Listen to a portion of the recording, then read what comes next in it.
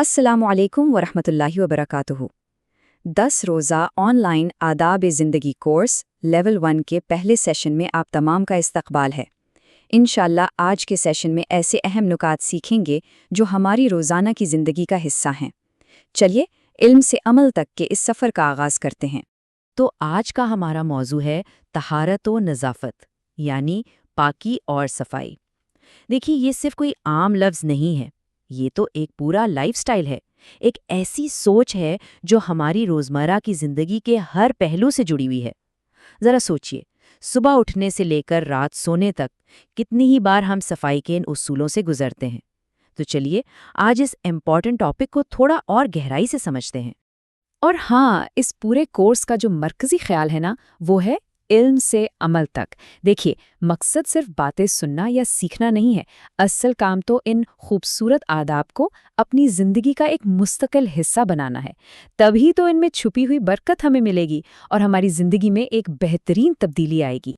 तो सबसे पहले आइए इस बात पर गौर करते हैं कि आखिर इस्लाम में तहारत और पाकीज़गी को इतनी ज़्यादा अहमियत दी ही क्यों गई है?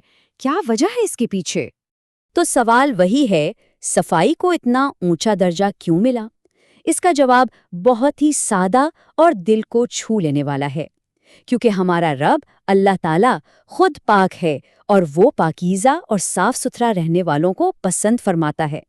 जैसा कि कुरान पाक में वाज़े इरशाद है कि यकीनन अल्लाह ताला तौबा करने वालों और पाक साफ रहने वालों से मोहब्बत करता है। और इसकी अहमियत का अंदाज़ा आप इस हदीस मुबारक से लगाएं, पाकीज़गी आधा ईमान है। सुभान अल्लाह, कितनी गहरी बात है ये। इसका मतलब सिर्फ जिस्म की सफाई नहीं है, बिल्कुल नहीं। ये तो हमारे ईमान का, हमारी रूह का हिस्सा है।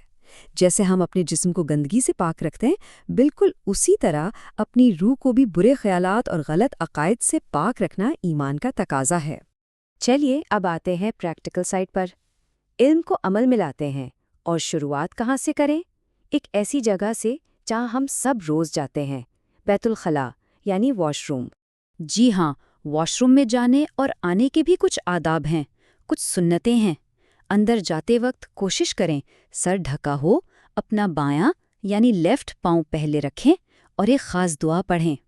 और जब बाहर आएं तो अपना सीधा यानी राइट पाँव पहले निकालें और उसकी भी एक दुआ है। ये देखने में छोटे छोटे काम लगते हैं, लेकिन इनमें बरकत बहुत ज़्यादा है। तो अंदर जाने से पहले जो दुआ पढ़नी है वो ये है, अल्लाहुम्मा इन्नी आऊज़ु बिका मिनल खुबुसी वल खबाइस। इसका तर्जुमा है, ए अल्लाह, मैं तेरी पनाह में आता हूँ मेल और फीमेल शैतानों से।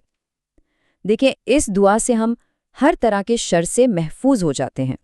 और जब आप बाहर आ जाएं तो अल्लाह का शुक्र अदा करें इन अल्फाज के साथ, अल्हम्दुलिल्लाहि इल्लज़ी अज़हबा अन्निल अज़ा व आफ़ानी। मतलब सारी तारीफ़ें उस अल्लाह के लिए हैं जिसने मुझसे तकलीफ़ दूर की और मुझे आफ़ियत दी। सोचिए, शुक्र अदा करने का कितना खूबसूरत मौका है ये भी। अच्छा, वॉशरूम के अंदर भी कुछ चीज़ों का खास ख्याल रखना ज़रूरी है। पहली बात, किबला की तरफ ना तो चेहरा हो ना ही पीठ। दूसरी चीज़, जहाँ नहाते हैं वहाँ पेशाब करने से बचें। तीसरा, हमेशा बैठकर इस्तंजा करें ताकि छींटों से हिफाजत हो। और हाँ, काम पूरा होने के बाद हाथों को साबुन से अच्छी तरह ज़रूर धो लें। और यही उसूल पब्लिक प्लेसेस के लिए भी है, गंदगी बिल्कुल नहीं करनी। तो ये तो थे वॉशरूम के आदाब जो तहारत की बुनियाद हैं, लेकिन सफाई का कॉन्सेप्ट तो इससे कहीं आगे तक जाता है। चलिए अब कुछ जनरल क्लीनलीनेस की बात करते हैं जो हमें अपनी आदत बनानी चाहिए। यहाँ एक बहुत अहम पॉइंट है। देखिए, जब छींक आए तो आदत बनाएं कि मुंह पर रुमाल या हाथ रखें। इससे दूसरे लोग भी महफूज रहते हैं। और फिर क्या कहना है? अल्हम्दुलिल्लाह। इसके बिल्कुल ऑपोजिट, लोगों के सामने खुलेआम थूकना या नाक साफ करना, ये एक तो बुरी आदत है और सेहत के लिए भी ठीक नहीं। और भी कुछ ऐसी छोटी मगर अहम बातें हैं, जैसे लोगों के सामने नाक में उंगली नहीं डालनी, मुंह में अगर लुकमा हो तो बात ना करें, छींटें उड़ सकती हैं, और बलगम साफ करने के लिए हमेशा रुमाल यूज़ करें और उसे ठीक से फेंक दें। अच्छा, अब हम आते हैं तहारत के सबसे अहम, सबसे बुनियादी हिस्से की तरफ, यानी वुज़ू और जिस्मानी पाकीज़गी। और याद रखें, वुज़ू सिर्फ हाथ मुंह धोना नहीं है, ये असल में एक इबादत है। نماز جیسی عظیم عبادت کے لیے خود کو روحانی طور پر تیار کرنا ہے۔ اپنی جسمانی پاکیزگی کو مینٹین کرنے کے لیے ان کچھ باتوں کو روٹین بنا لیں۔